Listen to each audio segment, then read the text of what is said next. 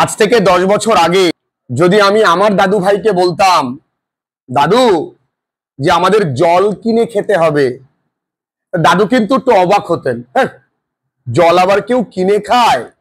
আজ আমরা সবাই কিন্তু জল কিনে খাই। তা আজ থেকে 10 বছর পরে এমনটা যে হবে না তার কোনো গ্যারান্টি নেই।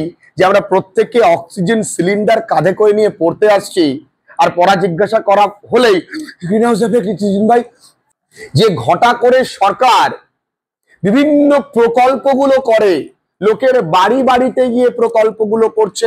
1% যদি ঘটা করে প্রত্যেকের বাড়ি গিয়ে একটা করে গাছ লাগানোর পরিকল্পনা সরকার বা সরকারি কর্মচারীরা করে, তাহলে বেঁচে থাকতাম আমরা আরো অনেক দিন।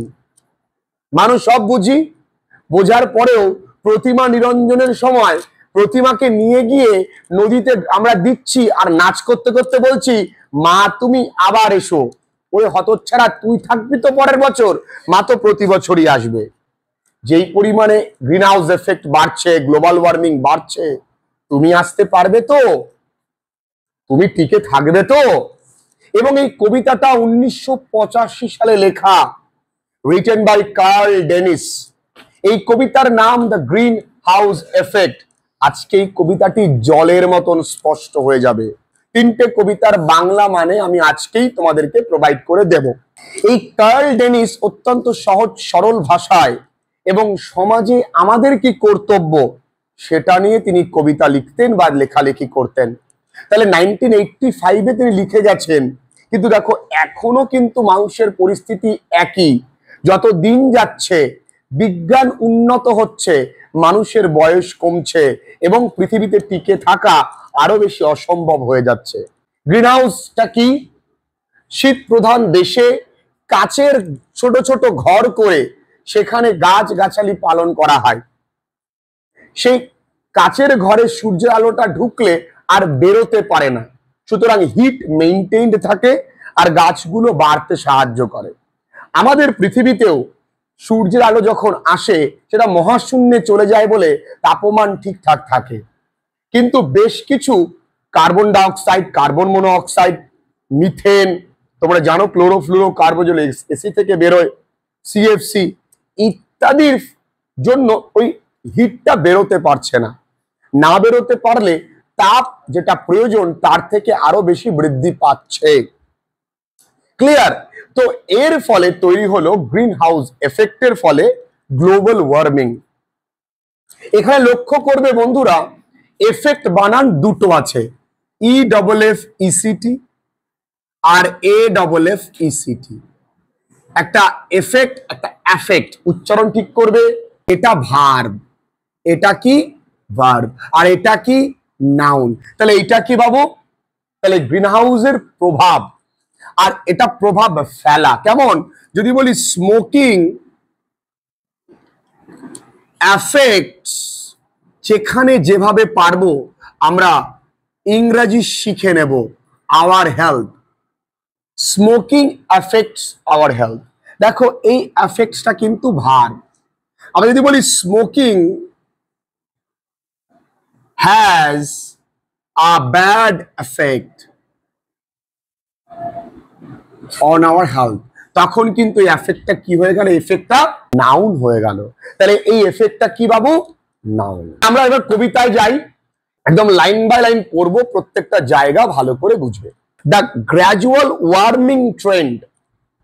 এই গ্র্যাজুয়াল মানে কি? পরপর, মানে ধীরে ধীরে বাড়ছে। ওয়ার্মিং ট্রেন্ড, এই ওয়ার্মিং বলতে গ্লোবাল ওয়ার্মিং এর কথা বলা হয়েছে। ট্রেন্ড মানে কি? টেন্ডেন্সি। এই যে উষ্ণতা বৃদ্ধির যে টেন্ডেন্সি, ধীরে ধীরে ক্রমাগত গ্র্যাজুয়ালি যে বাড়ছে, উইল লাইকলি গো অন, হয়তো চলতে থাকবে, তাই না?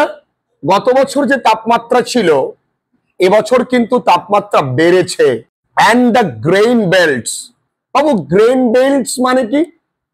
গ্রেইন বেল্ট মানে শস্য যেখানে চাষ করা হয়, অর্থাৎ চাষের জমিগুলোকে বলা হচ্ছে। গ্রেইন মানে কি? শস্য। Begin to slide closer to poles, তারা আস্তে আস্তে, বিগিন মানে শুরু হবে, স্লাইড মানে সরতে থাকা, ক্লোজার কাছাকাছি চলে যাবে, কাদের? To the poles. পোল মানে মেরু দেশীয়। আমরা সাউথ পোল আর নর্থ পোল শুনেছি। যখন বিশ্বের তাপমান বাড়ে, অর্থাৎ গ্লোবাল ওয়ার্মিং যখন হয়, তখন ওই পোলার আইস ক্যাপস গুলো গলে যায়। গলে গিয়ে সেই জায়গার বরফ যখন গলে যাবে, সেই জায়গাগুলো চাষের উপযোগী হয়ে যাবে। আর যেখানে আমরা চাষ করছি সেই জায়গাগুলো শুরু হবে কাছাকাছি যেতে, বা কাছাকাছি সরে যাবে। কোন জায়গার কাছাকাছি? ওই যে সাউথ পোল, নর্থ পোল, মেরু প্রধান যেগুলো বরফে ঢাকা ছিল সেই জায়গায়। তার কারণটা কি? দ্য প্লেন স্টেটস মানে সমতল রাজ্যগুলো, যেই সমতল ভূমি ছিল যেখানে চাষাবাদ করা হতো, উইল বি অ্যাবান্ডান্ড, পরিত্যক্ত হয়ে যাবে, থাকার উপযুক্ত আর থাকবে না। অ্যাজ জায়েন্ট ডাস্ট বোলস, যেন কোনো দৈত্য প্রমাণ। জায়েন্ট মানে বিশাল, ডাস্ট মানে ধুলো, আর বোলস মানে বাটি, যেন কোনো ধুলোর বাটির মতন। তাহলে একটু মনে করে দেখো, খাদ্য শস্য যদি আমাদের খাবার আমরা কোনো নির্দিষ্ট পাত্রে রাখি, সেই পাত্রটা গুণগত মান ভালো হয়, পাত্রে কোন খাবারটা আছে। তুমি যত দামি পাত্র নাও, যদি পাত্রের মধ্যে বালি থাকে, খাবার জিনিস না থাকে, ওই পাত্রের কোনো মূল্য থাকবে? তাই এই সমতল ভূমিগুলো যেগুলো এক সময় শস্য দিত, সেই জায়গাগুলো এখন মরুভূমিতে পরিণত হবে। খুব সহজ ভাষায় তিনি কবিতা লিখতেন। Greenland and Antarctica will join the new great powers. এখন আমাদের পৃথিবীর শক্তিধর দেশগুলো কোনগুলো? আমেরিকা, চীন, রাশিয়া, ইন্ডিয়া, এরা, তাই তো? তো এদের ক্ষমতা আস্তে আস্তে কমছে। কারা ক্ষমতায় আসবে? গ্রিনল্যান্ড, যে ছোট দ্বীপ, যেই ছোট ছোট দ্বীপবর্তী দেশগুলো যা আমরা কোনোদিন ধরিনি। আন্টার্কটিকা, যেখানে পেঙ্গুইনই শুধু ধরো থাকতো, সেই শীত প্রধান দেশগুলো, বরফে ঢাকা দেশগুলো একদিন নতুন ক্ষমতায় আসবে। ক্লিয়ার? ইভেন ইফ, যদিও, উই প্লে দেম অফ, এই প্লে দেম অফ এগেইনস্ট, এই পুরোটার মানে হলো একে অপরের বিরুদ্ধে লেলিয়ে দেওয়া। Even if we play them off against each other, যদিও আমরা এই দুটো দেশকে একে অপরের বিরুদ্ধে লেলিয়ে দিই, কেন? ফর মোর এইড, আমাদের নিজের লাভের বা সহায়তার জন্য। এই এইড মানে সহায়তা। তোমার কি মনে হয় রাশিয়ান ইউক্রেনের যুদ্ধ যে আমেরিকা বাঁধিয়ে দিয়েছে, কার লাভের জন্য? আমেরিকার সামরিক অস্ত্র যেন বিক্রি করতে পারে, সেই লাভের কারণে। তাহলে অন্যের লাভের জন্য দুই বন্ধুর মধ্যে শত্রুতা কিন্তু বাঁধিয়ে দেওয়া যায়, এবং মানুষ তাই করে, তাই না? তাহলে তুমি যদি মনে করো যতই চেষ্টা করুক একে অপরের বিরুদ্ধে লেলিয়ে দেবে, তাতেও কিছু হবে না। We will still be poor, আমরা তাতেও গরিব হব, দেন উই আর নাও, যা আমরা গরিব আছি তার থেকেও গরিব হয়ে যাব। লাইফ উইল বি ডিফারেন্ট, জীবনটা অন্যরকম হয়ে যাবে। কেমন ভাবে? গুড টিলেবল ল্যান্ড, ভালো চাষযোগ্য জমিগুলো, যেই জমিগুলোতে চাষ করা হয়। সো ডিয়ার, যেগুলো আমাদের কাছে অত্যন্ত প্রিয় চাষি ভাইদের কাছে, কারণ ওই জমিগুলো আছে বলেই আমরা খেয়ে পড়ে আছি। না হলে আমরা কি খেতাম? এই চাষের জমি না থাকতো, সকালে প্যারাসিটামল সেদ্ধ, রাতে র্যান্টেক ভাজা, ভালো লাগতো কি? গরিব মানুষ তারা খাবার খায়, যারা বড় লোক তারা কিন্তু খাবার তুলনায় ওষুধ খায় বেশি। বলছে যেগুলো চাষযোগ্য জমি আমাদের কাছে অত্যন্ত প্রিয়, সেই জমির পরিমাণ কিন্তু কমে আসবে। The suburbs মানে শহরের জায়গাগুলো, যেই শহরতলিতে মানুষজন বসবাস করে। সাবার্বস মানে শহরতলি, আরবান মানে শহর, আর সাবার্বস মানে শহর থেকে একটু দূরে যেখানে সাধারণ মানুষ বসবাস করে। Will give away two farm, এই গিভ অ্যাওয়ে মানে জায়গা দেওয়া, আমরা জানি গিভ অ্যাওয়ে ডিস্ট্রিবিউট করা, সেই গিভ অ্যাওয়ে একটা ফ্রেজাল ভার্ব। তো সেই জায়গাগুলোতে কি করা হবে? চাষ করা হবে। এখন কি শহরে কেউ চাষ করার কথা ভাবে? ভাবে না, কিন্তু শহরেও চাষ হবে। গ্রামের চাষের যোগ্য জমিগুলো তো নেই, কারখানা হচ্ছে, বিয়ার ফ্যাক্টরি হচ্ছে, ওষুধের কারখানা হচ্ছে, চাষ হবে না। দ্য সিটিজ, শহরগুলো, ফিল আপ এগেইন, ভর্তি হবে আবার, উইথ পিপল, মানুষজনে যারা অত্যন্ত গরিব, too poor to own cars, তারা গাড়িও কিনতে পারবে না, এতটাই গরিব থাকবে। এটা অ্যাকচুয়ালি একটু খোঁচা মেরে বললো। শহরের মানুষগুলোতে গাড়ি কেনার একেবারে হিরিক লেগে থাকে, একটু টাকা হয়েছে গাড়ি কিনতে হবে। মোটর সাইকেলে করে জিমে গিয়ে সাইকেল চালাচ্ছে, আমি ব্যায়াম করতে চাইছি, কার্ডিও। লিফটে করে 3 তলায় উঠে জিম করছে, ওইখানে গিয়ে আবার সিঁড়ি ভাঙে, কেন? I am doing cardio.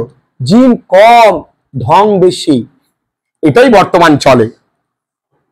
Walking to work, আমরা হেঁটে হেঁটে অফিসে যাব, সেদিন আসছে। অর ক্রাউডিং অন ট্রলিজ, এই ট্রলি মানে public transportation, bus, train, tram ইত্যাদি। তা এমনও হতে পারে আমরা ভিড় করছি কোন পাবলিক ট্রান্সপোর্টেশনে। We will move down street, আমরা হাঁটবো তেমন রাস্তা ধরে। লাইনড উইথ, যেই রাস্তা সারি দিয়ে থাকবে দুধারে। প্র্যাকটিক্যাল নাট ট্রিজ, প্র্যাকটিক্যাল এই কথাটা খুব এখানে উল্লেখযোগ্য। প্র্যাকটিক্যাল মানে কি? আমাদের জীবনে যদি খিদে থাকে তখন আমাদের বাড়ি সাজানোর গাছ লাগানো, যেমন আমরা বাড়ির সামনে কেমন ধরনের গাছ লাগাই? ফুলের গাছ। ছাদে সেই ফল গাছই লাগাই যেটা দেখতে ভালো, খেতে না, তাই নাকি? কিন্তু একদিন আসবে যে আমরা রাস্তা দিয়ে হাঁটবো, দেখবো রাস্তার দুধারে ধান চাষ হয়েছে, জায়গা নেই তো। প্র্যাকটিক্যাল নাট ট্রি, অর্থাৎ বাস্তব সত্যি সত্যি বাদামের গাছ থাকবে। এখন রাস্তার দুধারে আর্টিফিশিয়াল ট্রিজ থাকে, তাই না? নট এলেম অ্যান্ড দ্য ওক, কোন দেবদারু গাছ বা এলেম গাছ থাকবে না, বা ওক গাছ থাকবে না। এগুলো কেন? এগুলো সৌন্দর্য বৃদ্ধির জন্য রাখা হয়, পাতাবাহার বলি না আমরা, সে ধরনের গাছ আর থাকবে না। কি থাকবে? With vegetables crowding the front lawns, মানে সবজির গাছ থাকবে মানুষের সামনের উঠানে। মানুষের সামনের উঠানে সবজির গাছ থাকবে, হচ্ছে না? বহু মানুষ ছাদে সবজি চাষ করছে, কেন? যেই পরিমাণ সবজিতে বিষ প্রয়োগ করা হচ্ছে। আগে ছিল গোবর সার, এখন রাসায়নিক সার। বিজ্ঞান উন্নত কি আমার মাঝে মাঝে মনে হয় সত্যি হয়েছে, কয়েকটা জায়গা ছাড়া হয়নি। তাহলে এইটুকুনি ক্লিয়ার বাবু? কারো কোনো প্রবলেম নেই? আচ্ছা, the tax base. Tax base মানে করের যে ভিত, একটা রাজ্য বা দেশ তার ট্যাক্সের ওপরে চলে। তো সেই ট্যাক্সের ভিত যদি নড়ে যায় তাহলে সে রাজ্য বা দেশ চলতে পারে না। তো tax base will be too small, এতটাই অল্প হবে, টু সাপোর্ট, এখানে সাপোর্ট মানে পরিচালনা করা, দ্য পাবলিক বিল্ডিংস মানে সরকারি প্রতিষ্ঠানগুলো পরিচালনা করতে পারবে না। মাইনে দেবে কোথা থেকে? সরকারি কর্মচারীদের মাইনে তো এই ট্যাক্স থেকেই আসে, কোথা থেকে দেবে? পারবে না। We will have to donate, আমাদেরকে দান করতে হবে। আওয়ার্স, ঘন্টার পর ঘন্টা। আফটার ওয়ার্ক ইচ উইক, প্রত্যেক সপ্তাহে কাজ শেষে যে দুদিন আমরা ছুটি পাই, সেই দুদিনও ছুটি থাকবে না। সেই দুদিন রাষ্ট্রের তাগিদে আমাদেরকে স্বেচ্ছায় কয়েক ঘন্টা কাজ করতে হবে, পয়সা পাবো না। কি কাজ করব? To rake the lawn of the library and city hall. এই রেক কথার অর্থ ধুলো ঝাড়া বা পাতা ঝেড়ে পরিষ্কার করা। কোথায় পাতা ঝাড়বো? বারান্দাগুলোতে। কার বারান্দাগুলোতে? ওই যে লাইব্রেরি আছে তার যে পাঠাগারের যে বারান্দা, এবং টাউন হল বা তোমার সিটি হল, বড় বড় যে সরকারি প্রতিষ্ঠানের বারান্দাগুলোতে ময়লা জমবে, সেই জায়গাগুলোতে আমরা গিয়ে কাজ করব। কারণ যখন সরকারের অর্থ কমে যাবে, সবার আগে কোপ পড়বে চতুর্থ শ্রেণীর কর্মচারীদের ওপরে। সরকার সবার আগে তাদেরকেই ছাঁটাই করবে, কারণ তারা ঝাড় দেওয়ার কাজ করে, ওদের রেখে কি লাভ। কিন্তু এই কাজগুলো তখন কাদেরকে করতে হবে? ওই বড় বড় উচ্চ পদস্থ সরকারি কর্মচারীদের। এবং ওই কাজটার নাম কি দেবে? স্বেচ্ছাসেবক। তুমি আরামসে করলে, ঘুরিয়ে তোমায় কিন্তু চতুর্থ শ্রেণীর কর্মচারীতে পরিণত করে দিল। টু টাক point the chimney of the federal building. এই ফেডারেল বিল্ডিং মানে কেন্দ্রীয় সরকারি ভবন। সেন্ট্রাল গভর্নমেন্টের অনেক ভবন আছে আমরা জানি, ঠিক আছে, যেমন পার্লামেন্টারিয়ান যে জায়গাগুলো আছে, বড় বড় সরকারি জায়গা, সেই জায়গাগুলোতে টাক পয়েন্ট করতে হবে, অর্থাৎ ইটের গাঁথনিগুলোকে ঠিক করতে হবে। এই টাক পয়েন্ট মানে ইটের গাঁথনি ঠিক করা। সেই জায়গাগুলো কার ইটের গাঁথনি ঠিক করবে? যেখান দিয়ে চিমনিটা উঠেছে। অর্থাৎ ওই শীতপ্রধান দেশে চিমনি প্রত্যেকটা বড় বড় প্রতিষ্ঠানে ম্যান্ডেটরি, এর কারণ গরমটা রাখার জন্য। সেই চিমনি যেই গম্বুজ দিয়ে উঠেছে তার ইটের গাঁথনিগুলোকে ঠিক করতে হবে, কারণ এত গরমে চিমনিগুলো কিন্তু একটু নষ্ট হয়ে যায়, ওই গাঁথনিগুলো নষ্ট হয়ে যায়। ক্লিয়ার? এগুলো কারা করবে? আমাদেরকেই করতে হবে। আর যদি না করি তাহলে কি হবে? If we don't want the place, যদি আমরা না চাই আমাদের এই জায়গাটা যেখানে আমরা আছি আমেরিকাতে, টু ফল, উড়ে যাক, পতন ঘটুক। কার মতন? লাইক টেম্পলস ইন রোম, রোমের মন্দিরগুলোর মতন। প্রাচীন পৃথিবীতে সব থেকে শক্তিধর দেশ ছিল রোম, তারও একদিন পতন ঘটেছে, ঘটেনি? সেই রোমের মন্দিরগুলোর মতন যদি তুমি না চাও যে ওগুলো ধ্বংসপ্রায় বা ধ্বংসপ্রাপ্ত না হোক, তাহলে কাজ করতে হবে। Don't want sheep to graze in our squares. যদি না চাও যে আমাদের বাড়ির সামনে, স্কয়ার মানে বাড়ির চত্বর, ভেড়া এসে ঘাস খেয়ে বেড়াচ্ছে, আমাদের বাড়ির সামনে ঘাস জমে আছে কি? নেই, কারণ আমরা এখানে চলাফেরা করি। যদি আমরা 10 বছর না চলাফেরা করি, ঘাস জন্মাবে। তার মানে এমন ভাবে পরিস্থিতি পৃথিবীর তৈরি হবে, মানুষ থাকবার মতন আর এলাকায় মানুষ থাকবে না। ক্লিয়ার? যদি না চাও, যেমনটা as they grazed, যেমন ভাবে এই ভেড়াগুলো ঘুরে বেরিয়েছিল, ঘাস খেয়ে বেরিয়েছিল, in the forum for a thousand years, এই 1000 years মানে হাজার হাজার বছর ধরে এই ভেড়ারাই ঘাস খেয়ে বেড়াচ্ছিল। কোথায়? রোমের সেই সভাস্থলের সামনে। রোমের বিরাট সভাস্থল আছে, যেটা আমরা বলি পার্লামেন্টারি হাউস। তার সামনে যেখানে কত মানুষের সমাগম, কত বিখ্যাত বিখ্যাত রাজনীতিবিদদের সমাগম, রাজা, কত কত লোক ছিল, সেখানে এখন কারা কি করছে? ভেড়া ঘাস খেয়ে বেড়াচ্ছে। কেন? রোমেরও পতন ঘটেছে। কেন? মানুষ গুরুত্বপূর্ণ জায়গাগুলোকে উপেক্ষা করেছে। উইথ আ লিটল এফার্ট, যদি একটু চেষ্টা করি, the country will go on, এই শহরটা কিন্তু চলতে থাকবে। তার মানে এই শহরের যা ক্ষতি হয়ে গেছে, সুস্থ হবে না, চলতে থাকবে। যেমন এই সময় ডাক্তাররা বলে না যে আপনার যা রোগ হয়েছে সারা জীবন ওষুধ খেয়ে যেতে হবে, আপনি একেবারে ভালো হবেন না, ঠিকঠাক থাকবেন এই আর কি। তার মানে এই যে শহরের যা পরিস্থিতি, সুস্থ হবে না, হয়তো এইভাবেই চলতে থাকবে, টিকে থাকবে। So what? তাতে কি? ইফ, যদি, we have lost our high place to stronger catharsis, এই ক্যাথারজেসটা কি? উত্তর আফ্রিকায় অবস্থিত একটি বাণিজ্য নগরী। যারা রোমের উপরে কর্তৃত্ব স্থাপন করেছিল, একটু খোঁচা মেরেই বলছে তাতে কি কি হবে? বড়জোর আমাদের যে এই বড় বড় ক্ষমতাধর জায়গাগুলো আছে সেটা না ওই ক্যাথারজেসদের কাছে চলে যাবে? কি এমন হবে, তাই না?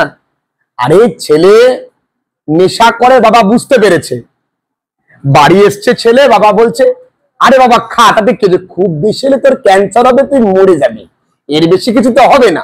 ঠিক এইরকম খোঁচা মেরে হুজ এই ক্যাথারজেসদের, হুজ মানে যাদের ফার ফ্লাং মানে সুদূর প্রসারী, ফ্লিটস মানে নৌবহর, will be loaded with merchandise, তাদের সুদূর প্রসারী নৌবহর ভর্তি থাকবে, মানে নৌকাগুলো ভর্তি থাকবে পণ্য মানে মালপত্রে, যেই মালপত্রগুলো চিপার দ্যান আওয়ার্স, আমাদের দেশের মালপত্রের থেকে কম দামি।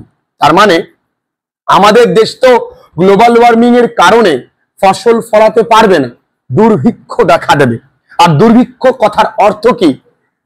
সাধারণ জিনিসগুলোর দাম বৃদ্ধি পাবে। যেমন শ্রীলঙ্কায় 1 লিটার দুধের দাম ছিল 1000 টাকা, সবাই তো নিতে পারবে না, সবার আগে কোপ পড়বে কাদের উপরে? গরিব মানুষদের প্রতি। আর আমাদের এখানে দুধ সহজেই পাওয়া যায় বলে দাম কম, কিন্তু তার দামও কিন্তু বাড়ছে, তাই না? কারণ এখন আর কেউ গরু পোষে না, সব আর্টিফিশিয়াল আমরা পছন্দ করছি অ্যাকচুয়ালি। তো যে ওদের যে মার্চেন্ডাইজ, ওদের যে পণ্যবাহী জাহাজগুলো মালপত্রে বা পণ্যে বোঝাই থাকবে কম দামি পণ্যে, কারণ ওদের এত খাবার থাকবে, আর আমরা সেটা কি করব? will be glad to watch from the beach, আমরা সমুদ্র তট থেকে এটা দাঁড়িয়ে দাঁড়িয়ে দেখে মুগ্ধ হব, তাই বলো কিনা? বাহ, আমাদের শক্তি, আমাদের ক্ষমতা, আমাদের শস্য সব ওরা নিয়ে যাচ্ছে আর আমরা দাঁড়িয়ে দাঁড়িয়ে দেখব। এমনটাই হবে যদি আমরা না শুধরাই। as the lights from Korean armadas pass, lights মানে কি? আলো। যেহেতু কোরিয়ান দেশ, north Korea, south Korea recently follow করে দেখবে ওই দেশগুলো আস্তে আস্তে ক্ষমতায় আসছে, ওদের কেউ ধরতো না ক্ষমতা বানে, ওরা কিন্তু আস্তে আস্তে ক্ষমতায় উঠে আসছে। ওই দেশগুলোর এই আর্মাডাস মানে বিশাল সৈন্য নৌবহর, পাস মানে ওই দেশগুলোর নৌকা, সেই নৌকাগুলো অনেক সেনাবাহিনী, অনেক অস্ত্রশস্ত্র ভর্তি বোঝাই করা, তারা কি করবে? আমাদের সামনে দিয়ে চলে যাবে on their endless patrols around the world. এই প্যাট্রোল কথার অর্থ টহল, তার মানে লাইনটার মানে তারা অবিরাম টহল দিয়ে বেড়াবে সারা বিশ্ব জুড়ে।